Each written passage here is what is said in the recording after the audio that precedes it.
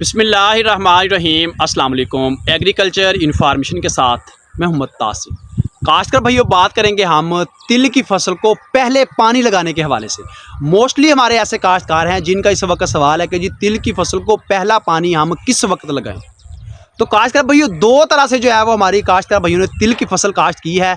बजरिया वत्तर काश्त की है और इसी के साथ बजरिया खुश्क तरीके से जो है वो उन्होंने तिल की काश्त की है। दोनों का टाइम जो है वो डिफरेंट है, मुख्तलिफ है।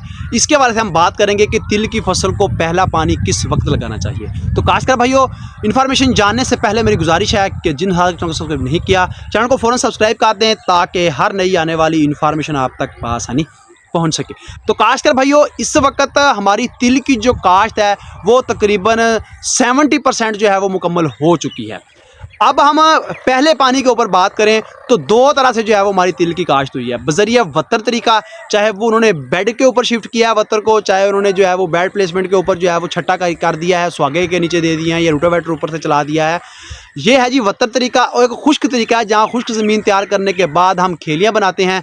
खेलियों के ऊपर घास के भी चौपा लगाया जा सकता है और इसी के साथ जो है वो उन्होंने खुश्क तरीके के अंदर ऑटोमेटिक प्लांटर के ज़रिए भी जो है वो बीज लगाया है, यानी साथ साथ खेलियाँ बनती रही हैं और साथ साथ में जो है वो बीज लगता रहा है, पीछे से जो है उन्होंने पानी लगा दिया है। तो काश्तकार भाइयों, खुश्क तरीके से और वत्तर तरीकों का दोनों का जो टाइम है पानी का वो डिफरेंट है। पहले हम बात करेंगे बजरिया वत्तर काश्त अगर हमने किया है तो तिल को पहला पानी हमने किस वक्त लगाना है।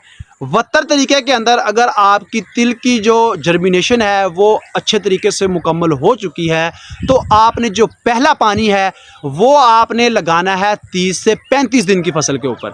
जब 30 से 35 दिन हो जाएंगे उस वक्त तकरीबन जो है वो हमारी फसल के अंदर जो है वो फूल का मरहला जो है वो स्टार्ट हो जाता है। हर एक पौधे के ऊपर इक्का दुक्का फूल नज़र आने आपको स्टार्ट हो जाएंगे। हमने उस वक्त पहला पानी लगाना है वत्तर काश्त के अंदर। चाहे वो खेलियों के ऊपर आपने काश्त किया है वत्तर को, चाहे आपने जो है वो ऐसे ही छट्टा करके ऊपर रोटावेटर या हल चला दिया, स्वागा चला दिया है, किसी भी तरीके के अंदर अगर आपने वत्तर काश्त की है तो पहला पानी हम 30 से 35 दिन की फसल के ऊपर लगाएंगे।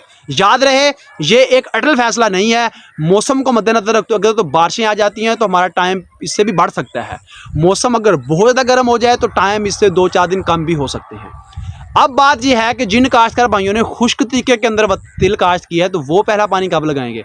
अगर आपने खुश्क तरीके के अंदर खेलियां बना के तिल की काश्त की है, हाथ से चौपा लगवाया है या ऑटोमेटिक प्लांटर किया है लेकिन खुश्क था, तो उसमें हम पहला पानी जो है वो हम 8 दिन की फसल के ऊपर लगाएंगे। जैसे ही हमने अगर फ़र्ज़ करें कि आज हमने यकम तारीख को हमने हाथ के जरिए चौपा लगवा के जो है पीछे खेलियों को पानी लगा दिया है तो 8 दिन बाद जब हमारी अगली बारी आएगी तो 8 दिन बाद हम पानी लाजमी लगाएंगे। उसमें होता ये है कि जो हमारी जर्मिनेशन रह चुकी होती है 10-15%, वो भी उस 8 दिन के पानी लगने की वजह से जो है वो आपकी जर्मिनेशन 100% मुकम्मल हो जाएगी।